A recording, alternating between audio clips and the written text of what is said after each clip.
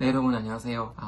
오늘 조금 환경에 대한 얘기 좀 할까봐요. 독일 뉴스도 다 보셨겠고 홍수가 굉장히 심각해서 사망자 계속 나오고 있고 캐나다에서도 산불이 나고 이 상황이 굉장히 심각하다는 건 뼈까지 느끼게 되는 것 같긴 한데 좋은 내용의 어떤 기사? 그런 거 봐가지고 그거 좀 이따가 여러분들하고 좀 공유하고 싶었어요. 제가 얼마 전에 친한 한국 형 2명이랑 같이 놀러 갔다가 돌아오는 길에 차에서 이런저런 얘기하다가 환경에 대한 이야기 하게 됐어요. 한 명은 그런 얘기 하더라고요. 야, 근데 우리가 개인적으로 내가 조금 아낀다고 조금 줄인다고 그게 지구온난화에 또한 기후위기, 이 환경위기에 어떤 영향을 끼칠 수 있을까? 전혀 효과가 없을 것 같다고 이렇게 얘기했었어요. 그리고 저도 당연히 그 입장이 이해 가고요. 왜냐면은 기후위기나 이 환경위기라는 문제의 규모 자체가 너무 커서 내가 개인적으로 텀블러 하나 들고 다닌다든지 음식물 쓰레기 조금 줄이다든지 전기를 조금 아낀다든지 이런 부분들 조금 한다고 이게 도움이 될 수 있을까 의문이 들죠. 저는 그때 차에서 그런 얘기 했었어요. 형, 그래도 3.1 운동, 이게 결국 모든 국민들이 힘을 합쳐서 이룰 수 있었던 일이었고요. 그 다음에 경제 발전, 또한 민주화 운동, 이 모든 것들은 결국 국민 하나하나의 힘을 합쳐서 이룬 역사적인 어떤 이벤트들 아니었을까 그렇게 말씀드렸고, 그 다음에 독일 기준으로 봤을 때는 베를린 장벽 붕괴도 결국 동독에서 많은 분들이 힘을 합치고 시위 나가고 계속 정부가 협박하는데도 계속 온 국민들이 나와서 시위했기 때문에 결국 베를린 장벽 붕괴도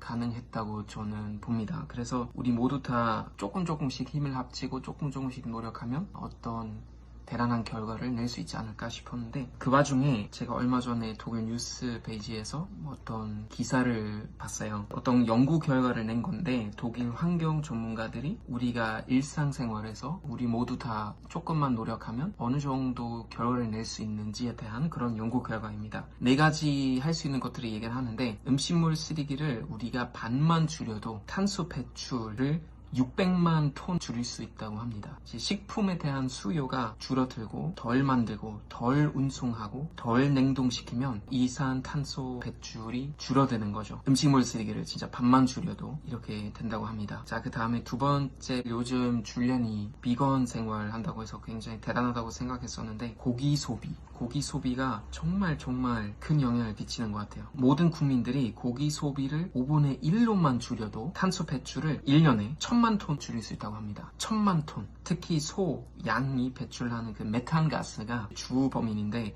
이 메탄가스가 독일 환경부에 따르면 이산탄소보다 무려 25배나 기후에 영향을 끼친다고 합니다. 그러니까 완전히 채식하지 않더라도, 물론 그러면 좋겠지만 저도 그거 못하고요.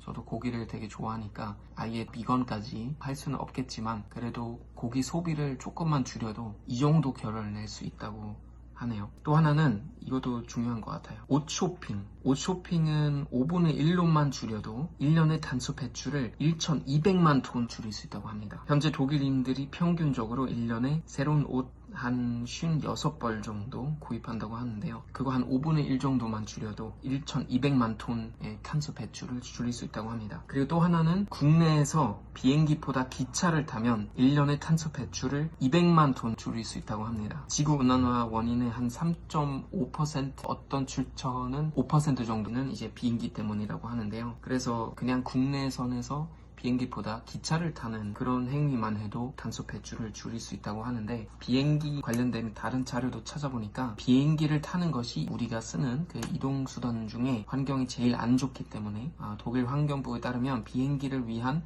친환경적 연료에 투자하고 있다고 하는데요. 등유 대신에 Power to Liquid, PTL에 투자한다고 합니다. 이 PTL이 더 빨리 시장에서 이제 쓰일 수 있게끔 폰드도 만들고 여러 가지 지금 투자도 할 계획이라고 합니다. 그러나 현재로서는 비행기를 조금 덜 타도, 특히 국내선에서 비행기 대신에 기차를만 타도 굉장히 효과적인 방법이라고 하더라고요. 2020년 초 발표된 UN 보고서에 따르면 이 1.5도의 온난화에 우리가 매우 가까워졌다고 하더라고요. 앞으로 5년에서 7년 정도 우리가 정말 급격히 행동을 바꾸지 않고서는 굉장히 상황이 심각해질 거라고 얘기합니다. 특히 산불, 지금 캐나다에서, 작년에 호주에서 봤죠. 산불, 홍수, 가뭄 등 앞으로 더 심해질 것이라고 얘기하는데요. 아프리카 그리고 중동 지역에서는 가뭄이 더 심해져서 안 그래도 살기 힘들었던 지역, 그리고 농사 짓기가 겨우겨우 가능했던 지역은 더 이상 사람이 살 수 없는 지역으로 이제 사막화가 가속화되고 있습니다.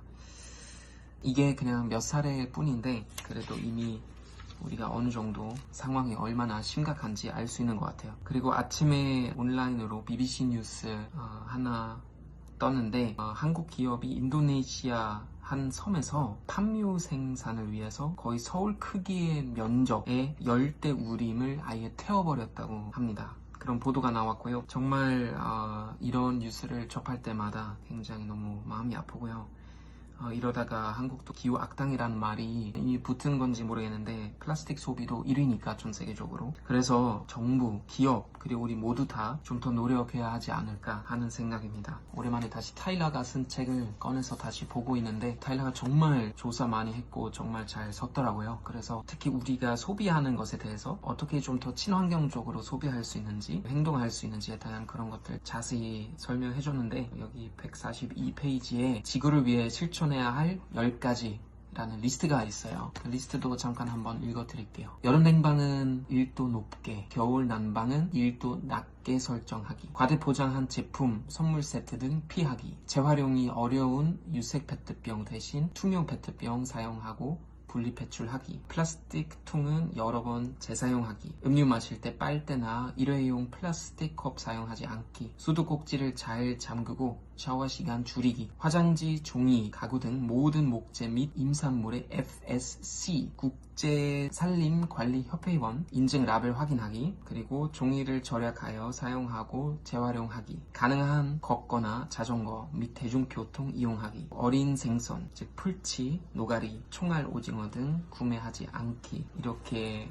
또 여러가지 조언해줬는데 이거하고 제가 아까 말씀드린 그 4가지, 즉 음식물 쓰레기 줄이기, 고기 소비를 줄이기, 옷 쇼핑 줄이기, 그리고 국내선에서 비행기보다 기차를 이용하기, 이 4가지만 해도 우리가 정말 많은 변화를 일으킬 수 있지 않을까 싶은데요. 게다가 한국에서 저는 그 독일 판트 제도가 굉장히 좋다고 생각하는데 한국에서도 이 판트 제도가 좀 도입될 수 있지 않을까 그런 생각이 드는데 관련된 분들은 한번 잘 생각했으면 좋겠고, 혹시라도 뭐 어떤 이유 때문에 뭐 실천하기 너무 어렵다 싶은 그런 부분일 수도 있으니까 저도 전문가 아니니까, 그런데 혹시 가능하면 판트 제도도 한번 진지하게 고려했으면 좋겠습니다. 기업이 움직이고 정부가 움직이고 결국 우리도 움직여야 될 것 같은데, 정부는 결국 우리가 투표해서 움직이는 거고 민주주의 국가이니까, 그리고 기업도 결국 우리가 똑똑하게 좀 더 친환경적으로 소비하면 좀 더 친환경적인 공급이 나오지 않을까 싶기도 한데요. 그래서 결국 우리 모두 다 함께 힘을